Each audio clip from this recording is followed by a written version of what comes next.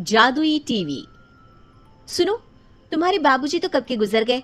अब उनका जो सामान है वो पड़े पड़े कबाड़ा हो रहा है। बेच ही दो, कुछ पैसे आ जाएंगे। बात तो सही है। अगले संडे फुर्सत में यही करेंगे। अगले संडे रोहित सारा सामान कबाड़ी को घर बुला के दे देता है। तभी उसकी नजर बाबूजी की पुरानी टीवी पर जाती है, जो इतने सालों तक कूड़े में पड़ी थी, फिर भी चमचमा रही थी। टीवी तो देखो, जैसे एकदम नई हो। हाँ, बाबूजी को टीवी देखना बहुत पसंद था। उनका सपना था कि वो टीवी पे आए। एक बार मौका भी था जब वो अपने गांव के गाने सुनाने किसी चैनल पर जाने वाले थे, पर मैं और मेरा भाई लड़ पड़े और बाबूजी को घर पर ही रुकना पड़ा। चला के देखें क्या? हाँ हाँ, क्यों नहीं, देख लेते हैं, शायद ही चले। बाबूजी ने उस लड़ाई के दिन के बाद टीवी देखना ही छोड़ दिया था। टीवी चालू करने के लिए उसमें केबल वायर लगा दिया जाता है। एक न्यूज चैनल चालू हो जाती है। स्वर्ग की सीढ़ी के रास्ते हैं तीन, तीनों के तीन रास्ते हैं संगीन। पहला रास्ता है सांप की बीन, दूसरा रास्ता घर में बिछा कालीन, तीसरा रास्ता कलकत्ता से चीन।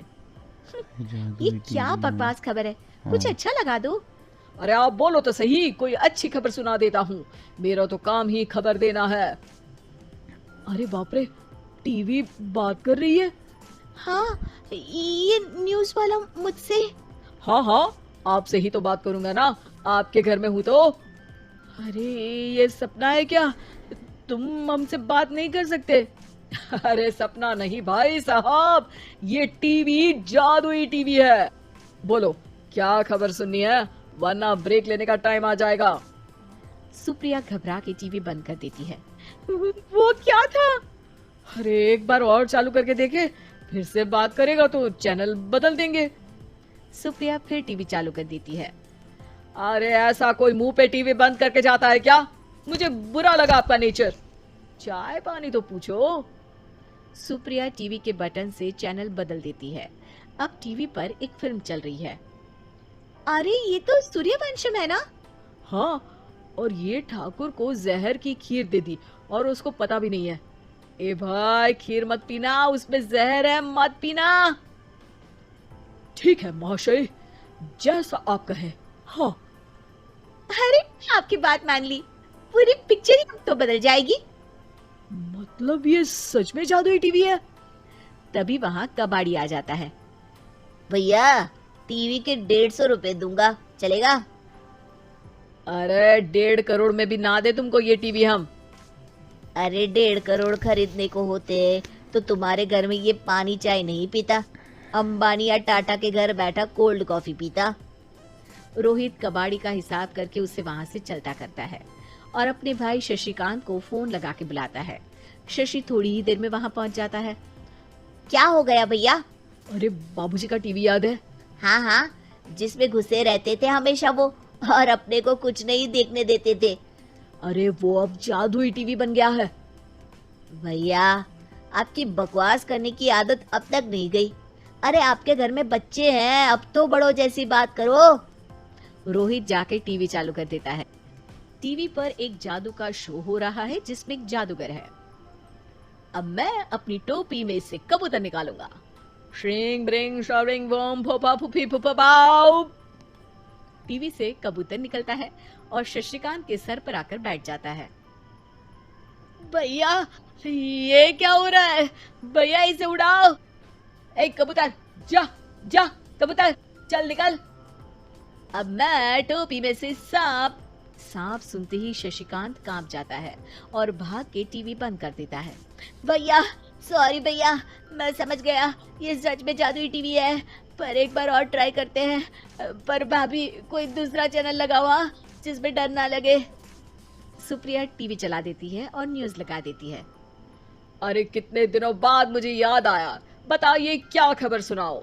और ये नया आदमी कौन है? ये मेरा भाई है, शशिकांत। ओह यस, वही है ना जिससे तुम लड़ लिए थे किसी बात पे और तुम्हारे बुढ़ाओ पिताजी गुस्सा हो गए थे और टीवी को संन्यास दे दिया था। हैं? तुमको कैसे पता ये सब?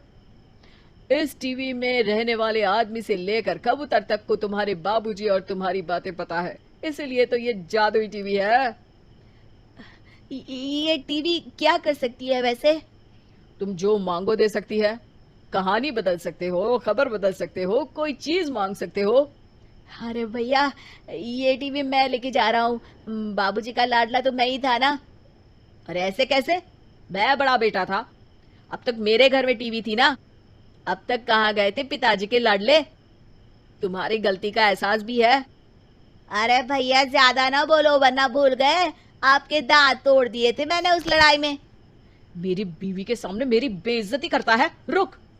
दोनों भाई हाथापाई पे उतर जाते हैं। रुक, बताता हूँ तुझे कि कौन बड़ा है। अरे छोटे का दम तो देख लीजिए आप। ये खबर आपके बाबूजी को देता हूँ। तभी टीवी अचानक बंद हो जाता है। अरे, शायद टीवी नाराज हो गया। और लड़ लो, आए बड़े खली बनने। टीवी से एक तेज रोशनी निकलती है और टीवी में बाबूजी दिखाई देते हैं। बाबूजी आप? इतना चकरा क्यों रहा है? अपने बाप को नहीं पहचानता क्या? ये तो ऐसा ही है बाबूजी। प्रणाम बाबूजी। अरे चुप कर। तुम दोनों ही उल्टे हो। तुम्हारी वजह से मैंने टीवी में आने के सपने को छोड़ दिया। तुम्हारी लड़ाई की वजह से।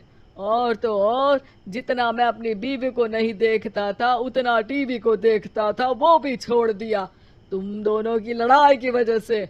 और अब मरने के बाद जब मैंने टीवी को जादुई टीवी बना दिया तो भी तुम इसका फल लेने की जगह लड़ रहे हो। अरे तुम तो लायक ही नहीं हो। अब तुमको बाबा जी का ठुल्लू भी नहीं मिलेगा।